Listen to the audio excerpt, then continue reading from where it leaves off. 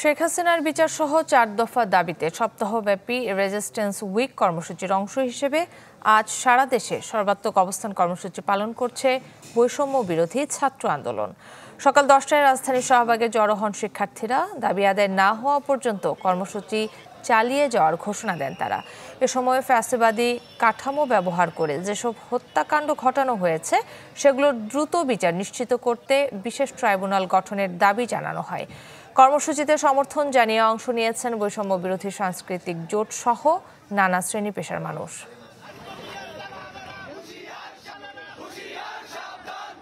তারা একটি অভ্যুত্থানের বিপরীতে তাদের কিছু দোসর, কিছু শয়তান যারা এই দেশের ভালো চায় না, তাদেরকে নিয়ে এই সপ্তাহে তারা একটি পাল্টা কোন অভ্যুত্থান ঘটাতে চায়।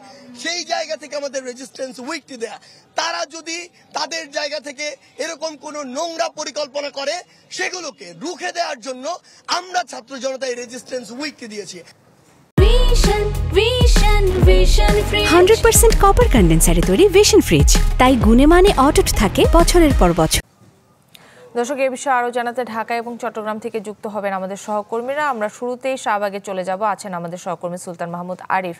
আরিফ, আমাদের একটু জানাবেন শাহবাগের বর্তমান অবস্থা।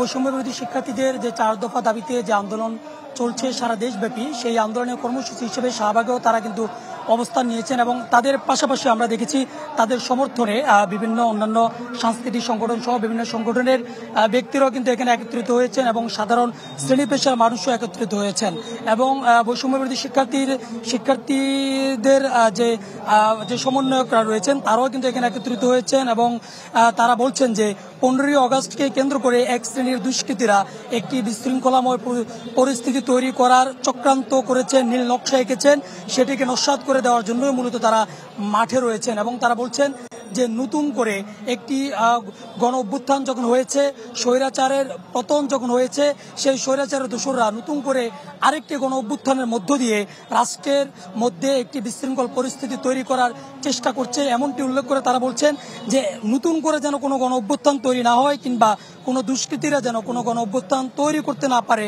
সেই জন্যই মূলত শিক্ষার্থীরা এখানে অবস্থান নিয়েছেন এবং যতক্ষণ পর্যন্ত না তাদের এই যে 4 দফা দাবি, অর্থাৎ শেখ হাসিনা সরকারকে আইনের আওতায় এনে গণহত্যার দায়ে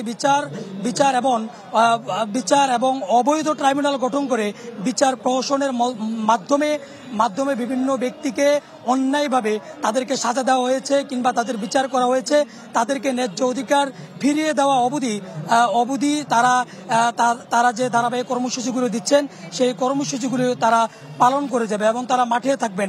এছাড়া তারা বলছেন যে গত কয়েকদিন ধরে যে আন্দোলন সংগ্রাম হয়েছে, সেই আন্দোলনের নেতৃত্ব যারা দিয়েছেন আওয়ামী লীগ, ছাত্রলীগ, যুবলীগ এবং আওয়ামী লীগের যে সমস্ত সহযোগী সংগঠনগুলো রয়েছে, তাদেরকে নিষিদ্ধের দাবিতে যদি সাধারণ জনতা যদি ঐক্যমত পোষণ করেন, তাদের সাথে সহমত পোষণ করবেন তারা এবং এ দাবি আদায় পর্যন্ত তারা তাদের এই কর্মসূচিগুলো চালিয়ে যাবেন। কাকুলি। আরিফ, আপনাকে ধন্যবাদ। দর্শক, চট্টগ্রামেও অবস্থান কর্মসূচি পালন করছে বৈষম্য বিরোধী ছাত্র আন্দোলনের শিক্ষার্থীরা। আমরা বিস্তারিত জানবো ইবেন মিরের কাছ থেকে। ইবেন,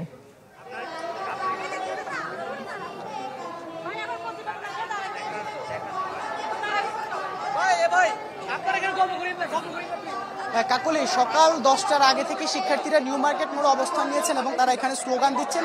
তারা বলছেন যারা প্রতি বিপ্লবের স্বপ্ন দেখেছে তাদের সে স্বপ্ন নস্যাৎ করতে শিক্ষার্থীরা এখানে অবস্থান নিয়েছেন এবং তারা যতক্ষণ না পর্যন্ত গণহত্যাকারী, তাদের ভাইদের হত্যাকারী, বোনদের হত্যাকারীদের বিচার না হবে ততক্ষণ পর্যন্ত তারা আসলে রাজপথে থাকবেন এবং তাদের এই যে কর্মসূচি, সেই কর্মসূচি চলমান থাকবে।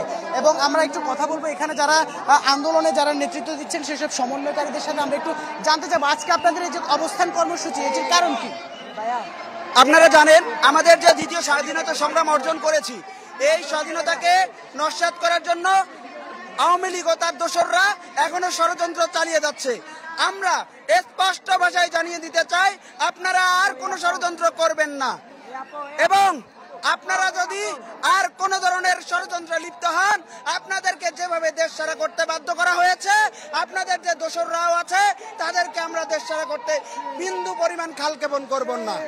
আর আমাদের এই স্বাধীনতা সংগ্রামে আমাদের যে সকল সাংবাদিক থেকে শুরু করে সকল পেশাজীবীর মানুষ স্বতঃস্ফূর্তভাবে অংশগ্রহণ করেছে, তাদের প্রতি কৃতজ্ঞতা জ্ঞাপন করছি।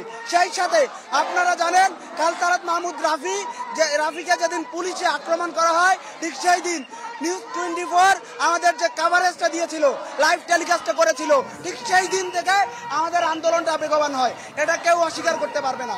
তাই নিউজ 24 থেকে, চ্যানেল 24 থেকে সকল গণমাধ্যমের প্রতি কৃতজ্ঞতা জ্ঞাপন করছি।